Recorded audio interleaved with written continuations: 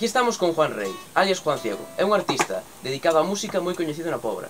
Agora ten unha academia onde dá clases de música. Foi profesor de grandes artistas pobrenses e agora é un exemplo a seguir para moitos emprendedores do xénero musical. Vos, Juan? Que tal? Imos proceder coa entrevista. Podías nos contar a que te dedicas? Bueno, pois eu dedicome basicamente a dar clases de música, non? Todo relacionado co grupo de rock, digamos. Baixo, guitarra eléctrica, piano, batería. Perfecto. Cal é o teu primeiro recordo infantil relacionado coa música? Bueno, na miña casa sempre hubo música, non? Meu pai era mariñeiro, pero era moi aficionado, tocaba o acordeón, a armónica, e entonces sempre que viña de navegar sempre estaba... non tiña conocimientos musicales e tal, pero bueno, gustaba, e entonces eu o recordo que teño é del, e de feito eu tocaba tamén o acordeón, pero bueno, así de forma moi amateur, non? Era como vía meu pai o metía as más, pero non tiña nin idea do que estaba facendo. Empezaches ti só ou tocaches nalgún grupo? Bueno, como xa che dixe que empecé, pois eso, aporreando un pouco o acordeón de meu pai, non? E logo despois ca guitarra, pois un amigo que viña de Vigo de vacacións a onde vivía eu, na Lomba, tocaba a guitarra e, bueno, pois por medio dele empezamos a tocar. E logo, sí, logo despois xa con, non sei se 11 ou 12 anos, non me acordo moi ben, empezamos xa con bandas de aquí. Ben, algunha vez tiveches un baixón e pensaches en deixalo? Nese caso, como superaches? Pois non, a verdad que non, teño a gran suerte ou a desgracia, para min é suerte, evidentemente, de poder traballar no que é o meu hobby. Sempre me gustou a música e sempre me quixen dedicar a ela, entonces teño a suerte de que vivo do que me gusta realmente, non? E eu non o tomo como un traballo realmente, porque eu penso en música desde que me levanto hasta que me deito. Non é cuestión, non son un oficinista que acaba de currar ás 7 da tarde e se vai para casa e hasta o luns, pois non volvo a pensar na oficina, non? Eu a todas as horas do día escoito música. Na casa, no coche, lógicamente aquí. Vale, moi ben. Dinos dúas cousas positivas e dúas negativas da túa actividade. Pois a positiva xa che dixen antes, non? Teño a gran suerte de poder dedicarme ao que a mí máis me gusta, que é o meu hobby realmente, non? E a miña forma de vida.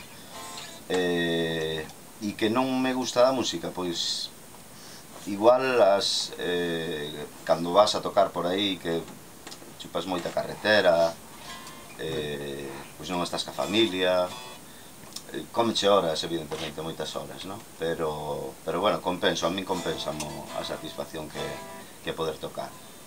Sí, moi ben. É dicir que ao final hai máis cousas positivas que negativas. Para min sí. O positivo tapa o negativo. Vamos a ver, no meu caso sí, habrá personas que non. Sí. Eu non digo que non haya xente que pensar algunha vez en deixar de tocar, polo que fora, non? A mí nunca se me pasou pola cabeza, ni moito menos. Sería que estar impedido de alguna forma, ou pasarme algo, alguna enfermedad, ou algo que non pudera facer nada cas mans. Sí, genial. Penúltima pregunta. En todo este pequeno mundo da música, e a vez tan grande, o galego ten relevancia? En Galicia sí, evidentemente, non? En Galicia hai moitos grupos que compoñen en galego e aquí temos o exemplo, os Heredeiros da Cruz, non? Que son unha banda que traspasou fronteras. Que outros non o fagan, pero bueno, eso é opción personal de cada un, compoñer en inglés, castelán, en galego, en catalán, eso é a diversidade que temos en España, non? Sí. É bastante interesante o tema do galego neste mundo. Última pregunta. Isto xa é algo máis personal. Admiras algún grupo de música galego? De calqueira estilo, calqueira... Eu realmente non son un fanático no sentido de que teño fans, non? Que teño un grupo aí... Me fijo moito en músicos máis que en grupos. Entonces non... tampouco... Pois bueno, como relevantes, pois o que che dixen antes, non?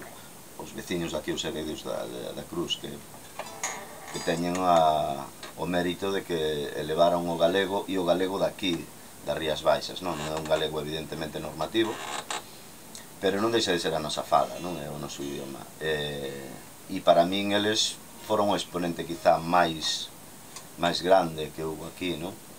Home, tamén están o Sinistro Total, evidentemente, que cantaron algo en galego, e os Resentidos, e moita máis xente, evidentemente, non? Pero, bueno, eu como son veciños, o referente que teño é deles, e eu creo que tuveron unha certa relevancia, senón moita, non? Bueno, pois moitas grazas, conclúe aquí a entrevista, moitas grazas polo teu tempo. Nada, vos. A entrevista será publicada nun blog onde poderá velo o instituto. Así que moitas grazas. Cuidado que tedes, falade galego, ou gallego.